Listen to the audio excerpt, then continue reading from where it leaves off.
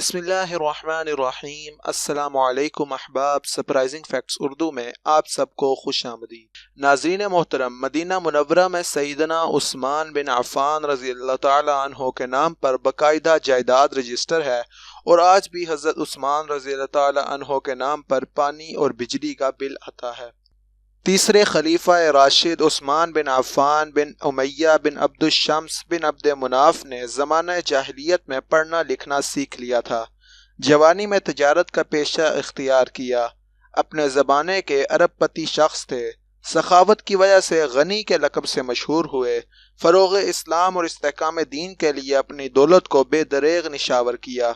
اسلام قبول کرنے والے چوتھے مرد حضرت عثمان رضی اللہ تعالی عنہ کی یوں تو دینی خدمات بے شمار ہیں۔ قرآن پاک کی نقلیں تیار کروا کر مختلف علاقوں میں محفوظ کروا دی گئیں۔ مسجد قباء کے لیے وسیع مالی امداد، خود زکوٰۃ نکالنے کے لیے طریقے کو رائج کرنا، پہلے باقاعدہ اسلامی بحری بیڑے کی تیاری وغیرہ شامل ہیں۔ تاریخ سے پتہ چلتا ہے کہ نبوت کے 13ویں سال میں جب مسلمان ہجرت کر کے مدینہ منورہ پہنچے تو وہاں پینے کے پانی کی بہت قلت تھی۔ مدینہ منورہ میں ایک یہودی کا کنواں تھا جو مسلمانوں کو پانی مہنگے داموں فروخت کرتا تھا۔ اس کنویں کا نام بئر روما تھا، یعنی روما کا کنواں، اور پریشانی کے عالم میں مسلمانوں نے رسول اللہ صلی اللہ علیہ وآلہ وسلم سے فریاد کی، اور اللہ کے نبی صلی اللہ علیہ وآلہ وسلم نے فرمایا، کون ہے جو یہ کنواں خریدے اور مسلمانوں کے لیے وقف کر دے؟ ایسا کرنے پر اللہ تعالیٰ اسے جنت میں چشمہ عطا کرے گا۔ حضرت عثمان بن عفان رضی اللہ تعالیٰ عنہ اس یہودی کے پاس گئے اور کنواں خریدنے کی خواہش کا اظہار کیا۔ کنواں چونکہ منافع بخش آمدنی کا ذریعہ تھا، اس لیے یہودی نے اسے فروخت کرنے سے انکار کر دیا۔ تو حضرت عثمان رضی اللہ تعالیٰ عنہ نے یہ تدبیر پیش کی کہ آدھا کنواں فروخت کر دو۔ آدھا کنواں فروخت کرنے پر ایک دن کنویں کا پانی تمہارا ہوگا اور دوسرے دن میرا ہوگا۔ یہودی ان کی یہ پیشکش سن کر لالچ میں آ گیا۔ اس نے سوچا کہ حضرت عثمان اپنے دن میں پانی مہنگے داموں فروخت کریں گے، اس طرح اسے زیادہ منافع کمانے کا موقع مل جائے گا۔ چنانچہ اس نے آدھا کنواں حضرت عثمان بن عفان رضی اللہ تعالی عنہ کو فروخت کر دیا۔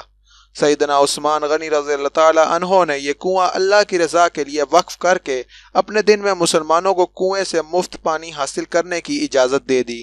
لوگ حضرت عثمان غنی رضی اللہ تعالی عنہ کے دن مفت پانی حاصل کرتے اور اگلے دن کے لیے بھی ذخیرہ کر لیتے۔ یہودی کے دن کوئی بھی شخص پانی خریدنے نہ جاتا۔ یہودی نے دیکھا کہ اس کی تجارت ماند پڑ گئی ہے، تو اس نے حضرت عثمان سے باقی آدھا کنواں بھی خریدنے کی پیشکش کر دی، جس پر حضرت عثمان رضی اللہ تعالی عنہ راضی ہو گئے اور کم و بیش 35,000 درہم میں پورا کنواں خرید کر مسلمانوں کے لیے وقف کر دیا۔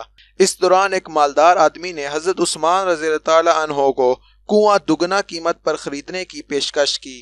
حضرت عثمان نے فرمایا کہ مجھے اس سے کہیں زیادہ پیشکش ہے، تو وہ شخص بھی اپنی پیشکش بڑھاتا چلا گیا اور حضرت عثمان بھی یہی جواب دیتے چلے گئے، یہاں تک کہ اس آدمی نے کہا کہ حضرت آخر کون ہے جو آپ کو 10 گنا دینے کی پیشکش کر رہا ہے؟